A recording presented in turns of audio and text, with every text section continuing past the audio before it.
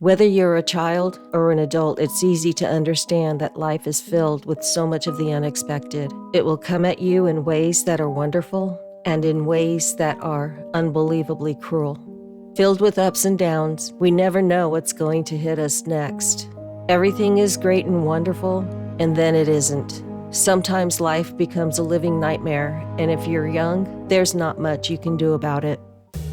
Hey there! Welcome back to another night filled with tales of terror. How's everybody doing tonight? I hope you're all doing great, and I hope that you're all ready to get scared. Tonight's story is part one of a two-part story about two young brothers named Lance and Jesse. These boys, they grew up in the late 1970s, where times were a little more simple back then. This story that we're going to hear tonight, it's going to be told to us through the eyes of Lance, so should be interesting. And like in my other videos, you might question whether or not what you're hearing is true or not true. And here's where I ask you just to hang on till the end of the story so we can all find out together. So with that, let's go ahead and get started. But before we do, I want to ask you to please click the like and subscribe buttons for me, turn down the lights, and let's begin.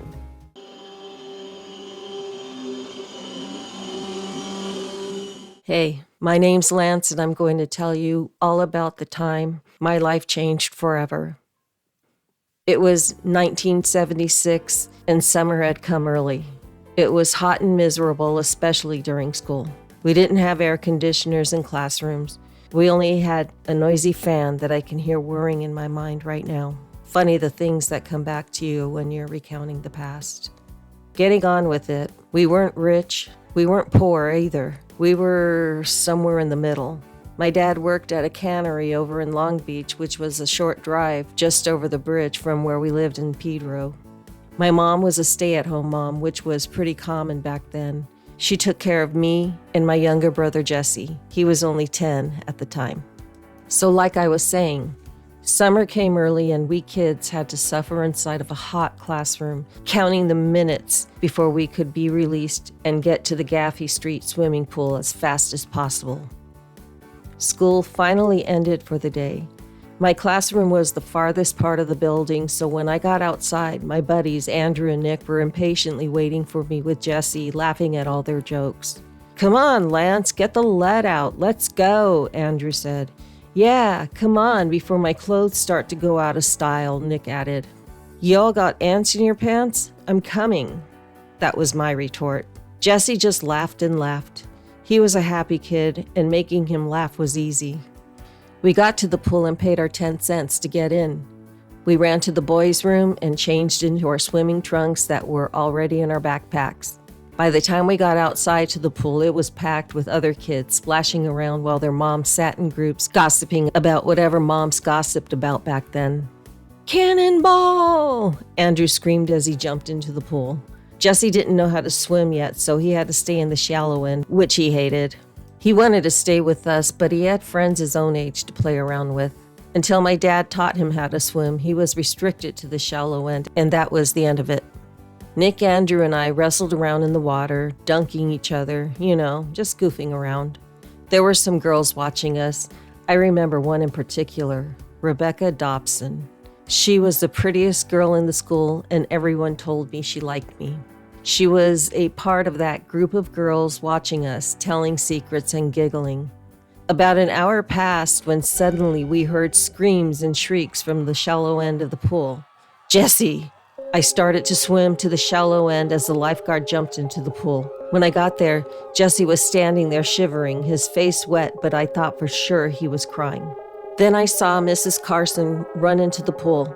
She and her family lived in our neighborhood.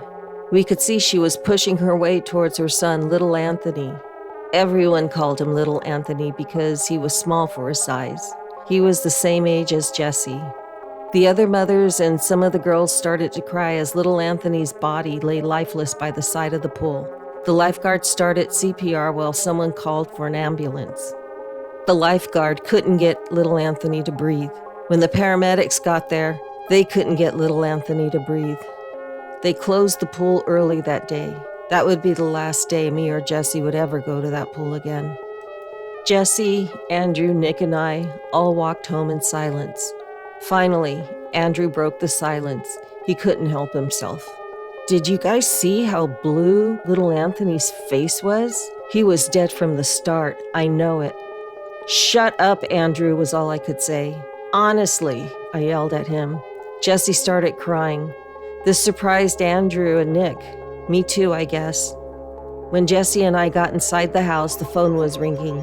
I called out for my mom, but she didn't answer. The phone continued to ring, so I picked it up and answered. It was my mom on the other line. She was crying too hard for me to understand what she was saying. She must have found out about little Anthony and got worried about us. But no, that wasn't it. Then I heard what she was saying. Her voice came through the phone like she was talking through a long tunnel, or maybe that's how I heard it because what she told me couldn't be real. Your dad. Crates of canned fish fell. They fell on your dad and crushed him. He's dead, Lance. Your dad is dead. No, I didn't want to believe it. My dad wasn't supposed to die. That night I dreamed about him. We were playing catch in the backyard like we'd done a million times.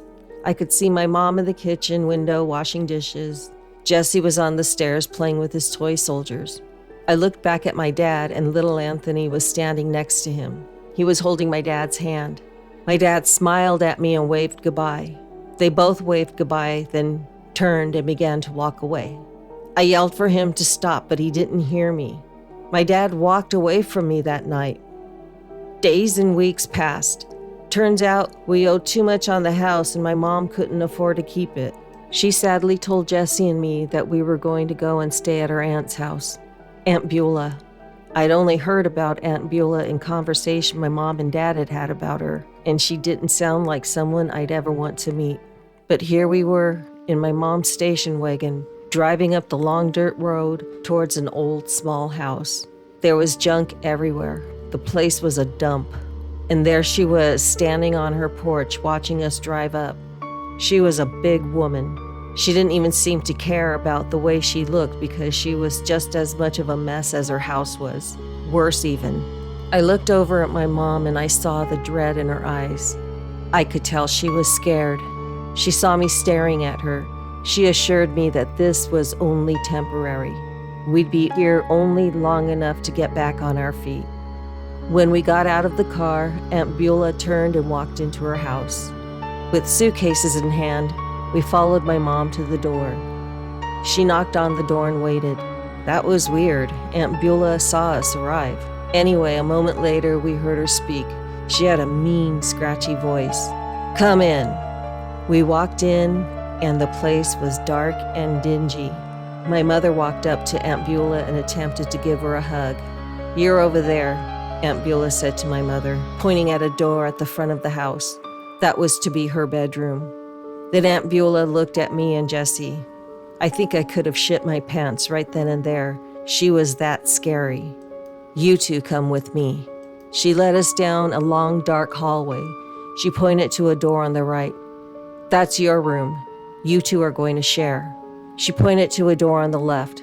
That's my room.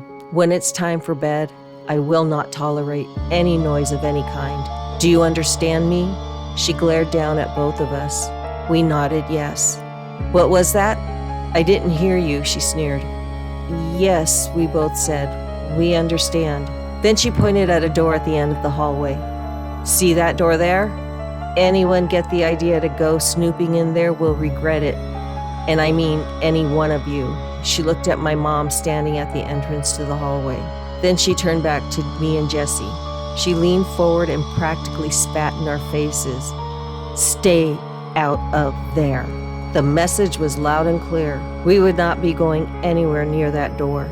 The nights dragged on. The summer heat was intense, and Aunt Beulah refused to let us open our windows at night. We were slowly suffocating from the heat. The days weren't much better.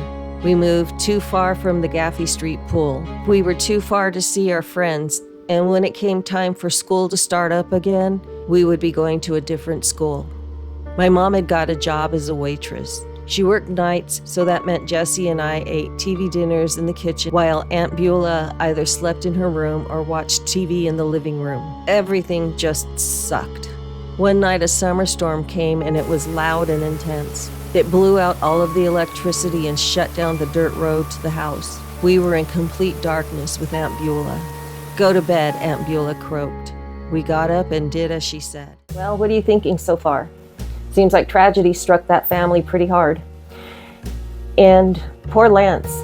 At 12 years old, he's basically now the man of the house, having to care for his younger brother. Well, it looks like it's time to say goodnight, but before we go, I just want to ask you to please click the like and subscribe buttons for me and prepare for more tales of terror delivered to you weekly at 3 a.m. So until then, stay safe and stay scary.